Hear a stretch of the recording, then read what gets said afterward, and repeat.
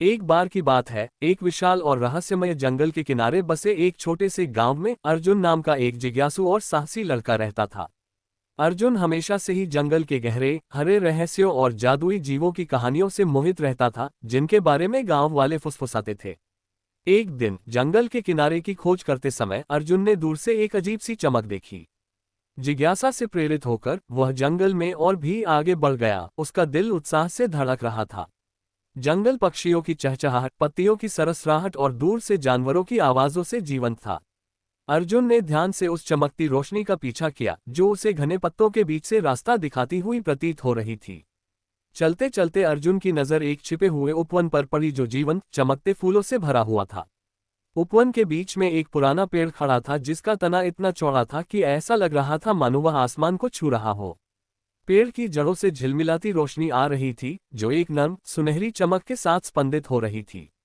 अर्जुन पेड़ के पास गया और उसने देखा कि पेड़ के तने में एक छोटा सा जटिल नक्काशीदार दरवाजा लगा हुआ है। जैसे ही उसने दरवाजा खोला और अंदर कदम रखा, उसकी उंगलियां उत्साह से कांप उठीं। उसे आश्चर्य हुआ कि पेड़ का अंदरूनी हिस्सा खोखला था और उसमें नर्म सुनहरी रोशनी भरी हुई थी। खोखले के बीच में पानी का एक छोटा सा क्रिस्टल सा साफ तालाब था, जो सितारों को प्रतिबिंबित करता हुआ लग रहा था। अचानक छाया से एक कोमल आवाज सुनाई दी, स्वागत है युवा साहसी, तुमने जंगल का दिल पा लिया है। अर्जुन ने जंगल के एक बुद्धिमान बूढ़े रक्षक को देखा, जो शेर के शरीर और बाज के पंखों वाला प्राणी था। रक्षक ने खुद को अज़ेल के रूप में पेश किया और बताया कि जंगल का दिल एक जादुई जगह है, जो उन लोगों की इच्छाएं पूरी करती है जो सच्चे दिल से उसके पास आते हैं। अज़ेल ने अर्जुन को बताया कि जंगल खतरे में है। एक अंधेरी शक्ति फैल रही है, जो जंगल के संतुलन को नष्ट करने की धमकी दे रही है।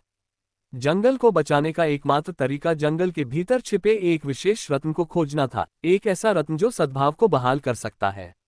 अर्जुन ने जिम्मेदारी का गहरा एहसास करते हुए मदद करने के लिए हामी भरी। अज़ेल ने उसे एक जादुई कंपास दिया, जो उसे रत्न तक ले जाएगा। कंपास ने धीरे से चमकते हुए घने जंगल में रास्ता दिखाया। दृढ़ निश्चय और साहस के साथ अर्जुन ने कंपास की दिशा का अनुसरण किया। रास्ते में उससे कई चुनौतियों का सामना करना पड़ा, एक उफनती नदी को पार करना, बात करने वाले जानवरों द्वारा बनाई गई पहेलियों को सुलझाना और घनी उलझी हुई लताओं के बीच से गुजरना। प्रत्येक बाधा ने उसकी बहादुरी और बुद्धि का परीक्षण किया, लेकिन वह जंगल को बचाने की अपनी इच्छा से प्रेरित होकर आगे बढ़ता रहा। आखिरकार एक लंबी और कठिन यात्रा के बाद अर्जुन एक छिपी हुई गुफा में पहुंच गया, जहां रत्न होने की बात कही गई थी। गुफा के अंदर उसने रत्न को चमकती हुई काई के बिस्तर में छिपा हुआ पाया।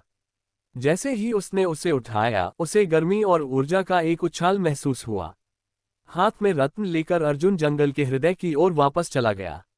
अज़ेल ने गर्व भरी मुस्कान के साथ उसका स्वागत किया और रत्न लेकर उसे प्राचीन वृक्ष के भीतर सावधानी से उसके सही स्थान पर वापस रख दिया।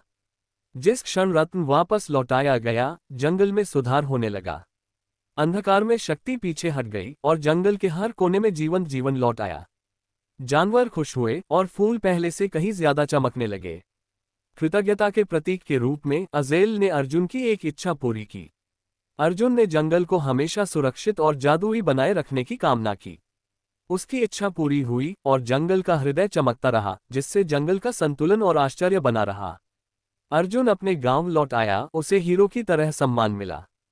हालांकि उसने फिर कभी जंगल में जाने की हिम्मत नहीं की, लेकिन उसके रोमांच का जादू हमेशा उसके साथ रहा, उसे याद दिलाता रहा कि सबसे छोटा दिल भी दुनिया में बड़ा बदलाव ला सकता है।